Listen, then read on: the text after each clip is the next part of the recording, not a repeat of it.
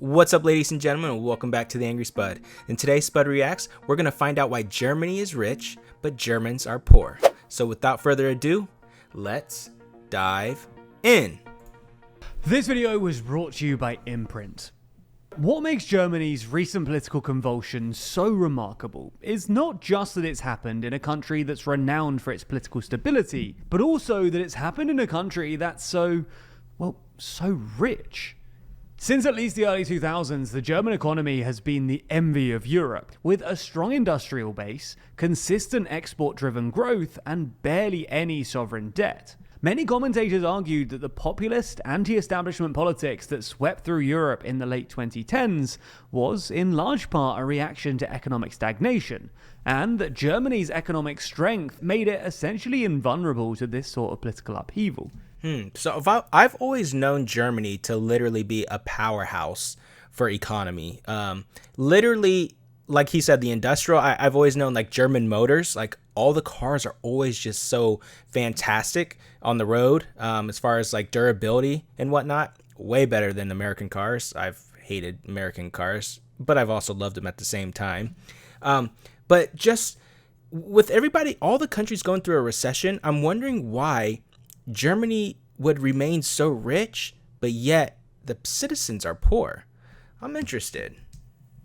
Today, however, the two main parties collectively poll on less than 50%. Olaf Scholz has an approval rating of -39, and the AfD, usually described as far right, have just won their first state election in Thuringia, and might well be on to win again in Brandenburg on Sunday. Now, there are lots of reasons for this, of course. Scholz's current coalition is paralyzed by infighting. Germany's generous immigration and asylum policies were never everyone's cup of tea. And oh, that's another thing. I know a lot of other countries in Europe are having flocks of immigrants come to the country and whatnot. I think UK is like a huge one. It's going on there. But I'm not really sure about Germany. I don't hear too much about, immigrants coming over to Germany. So, I mean, are there a ton of immigrants coming over there? I don't know. Someone let me know.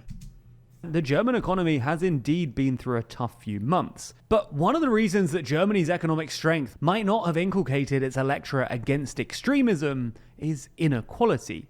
Here, we're not really talking about the East-West divide, although that's clearly politically salient at the moment, but rather the fact that if you look at wealth instead of income, Germany is one of the most unequal countries in the developed world. Wow, I did not know that. So in this video, we're going to take a look at Germany's economic inequality, how it's got so bad, and how it interacts with Germany's wider economic crisis.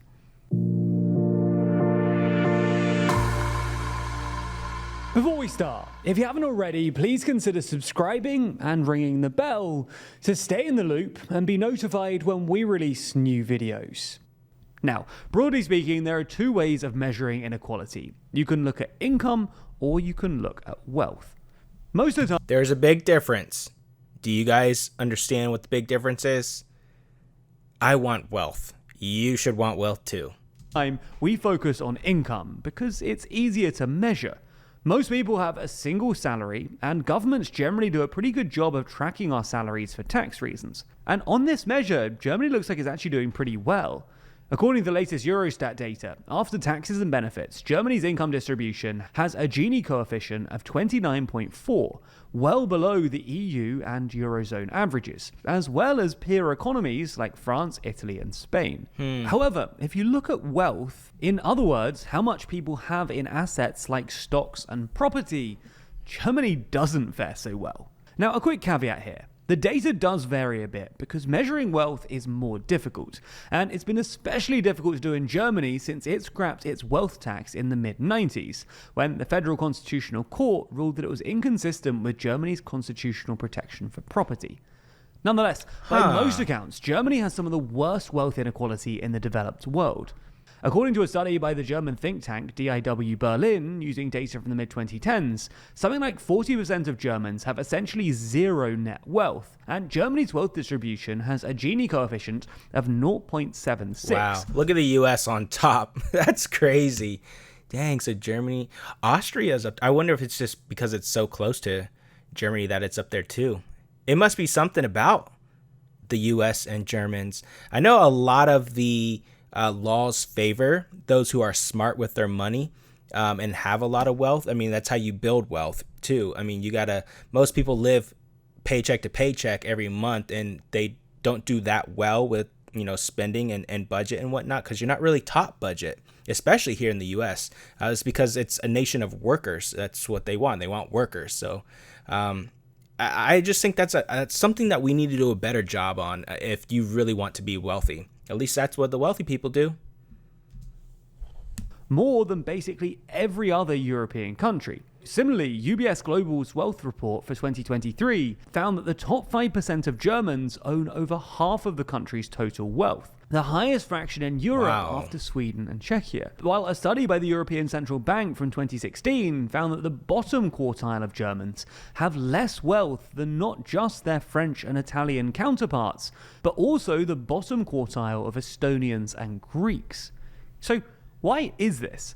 Well, it's in part because Germany doesn't tax wealth, which both incentivizes and enables wealth accumulation. Right. Wealth-related taxes account for less than 1% of GDP in Germany, compared to between 3 and 4% in the US, UK, and France. This is both because of the constitutional ruling we mentioned earlier, but also because the German political class worries that wealth taxes on stuff like property, shares, and inheritances could hurt the famed Mittelstand, middle-sized, often family-run, but very successful companies. So is that like the average class, in a sense? Is that what he's trying to say, average class business owners? Widely considered to be the backbone of the German economy. But Germany's wealth inequality is also the consequence of the fact that Germans are probably too risk-averse with their savings. Germans save a fair bit of their incomes, but they generally either keep it as cash or leave it in low-interest savings accounts, instead of riskier but higher-yield investments like stocks or property. While this is in part because it's not easy to do, Germany doesn't have the equivalent of, say, a stocks and shares ISA that we have in the UK, surveys suggest that it's also because Germans just consider the stock market to be either too risky or too complicated. Today, just 10% of Germans own stocks, and less than 50% own their own home, the lowest rate in Europe. This also explains why wealth inequality has been so persistent in Germany. Poorer households suffer from lower yields on their savings, which actually devalue in real terms when inflation is high. Well, that's when you can get an incentive to write it off. At least that's how it is here. Like real estate and property and whatnot, it's like the depreciation value is something you can constantly write off. I don't remember if you have to write it off over a certain amount of years, but it's definitely a huge savings. That's for sure. While wealthy households enjoy higher yields and modest taxes. This largely explains why Germany has some of the worst social mobility in Europe. On average in Germany, it takes 6 generations for a family in the bottom 10% to reach median income. Oh my with goodness. Hungary being the only European country in the OECD to fare worse on this metric. You get the idea then. Thanks to its tax system and hyper-cautious saving habit, Germany has some of the worst wealth inequality in the developed world, often overlooked due to our focus on income inequality. But even when it comes to income, Germany isn't perfect. German market incomes are as unequal as the Americans, and while things might look a bit better once you factor in direct taxes and benefits, if you include indirect taxes on stuff like tobacco, alcohol, and energy, Germany's tax system doesn't look quite so progressive. Poorer households are also disproportionately affected by Germany's chronic public underinvestment. For context, in large part due to the infamous debt brake, German public investment has long been way below the European average, and today its public infrastructure, stuff like roads, public transport, and internet, is all in dire need of repair. Because poorer households usually rely on this public infrastructure more, this underinvestment essentially exacerbates inequality.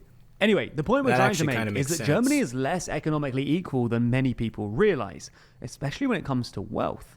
This obviously has a destabilizing effect on politics, but also plausibly takes a toll on the economy too. There are lots of ways of diagnosing Germany's current economic malaise, but one way of looking at it is that Germany is too reliant on exports. This is in part because people just want German goods. Yes, we do. We want German goods. I mean, who doesn't? Germany is like known for like their goods. We want them. They're good. Their goods are good. They're goody goods. It's also because Germany's unequal wealth distribution reduces domestic demand. Wealthy Germans save more and spend less, both because that's just what rich people do, but also because of Germany's income-focused tax system. While poorer Germans can't spend as much as they'd like because they just don't have any wealth at all, which means that they have to save whatever they can out of caution. Redistributing some of this wealth would therefore increase domestic demand, which could reduce Germany's reliance on exports and provide at least a partial way out of its economic crisis.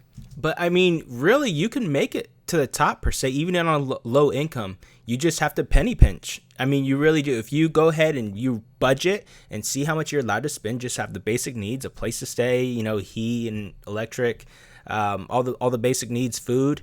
But you really penny pinch, and then you start putting that away into risky assets, like he said. That is how you build wealth, unfortunately. And then, especially if you start a business, which I know it's a little bit harder to do in Germany, at least from what I'm hearing, you can write a lot of stuff off and then take out a loan against that with your property.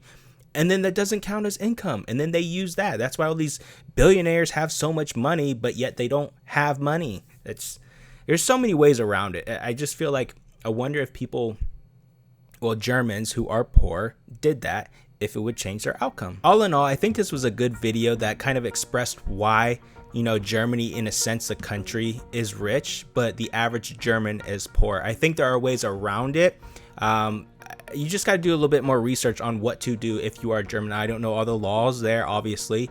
I know some here to where you can get around it or try to get to the top. I mean, that's what I'm trying to do. But I mean, it makes sense, from what he said, and relying on the exports. And then, how do I want to say it? The people, when you're not buying within and then you have to penny pinch, in a sense, it kind of hurts the economy. I mean, it makes sense, but that's life. That's how it is. And if you want to get to the top, you got to figure out a way.